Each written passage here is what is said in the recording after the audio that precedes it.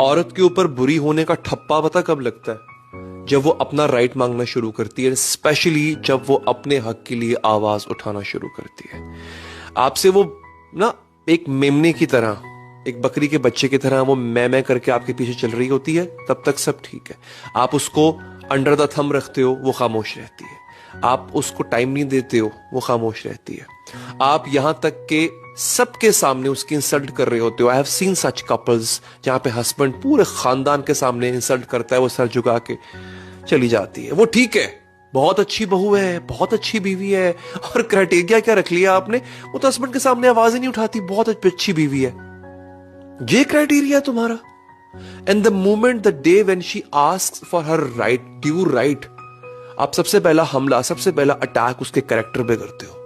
आपके पास कोई लॉजिक नहीं है ना, not to give her right. So what you will do कि आप उसकी कैरेक्टर असैसिनेशन करोगे, आप उसको नीचे गिराने की कोशिश करोगे विदाउट रियलाइजिंग कि आपके बच्चों की मां है, किसी की बेटी है। तो सबसे पहला हमला आप उस पर यूं करते हो।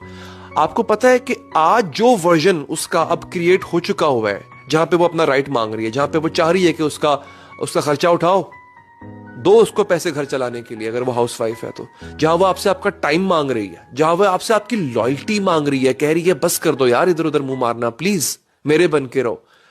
जब तक वो ये कर रही है, वो इस वजह से कर रही है कि आपने उसको वहां तक पहुंचाया है। You have created the version of herself where she has started asking for it, and at one point she starts shouting for it. फिर आप कहते हो ओहो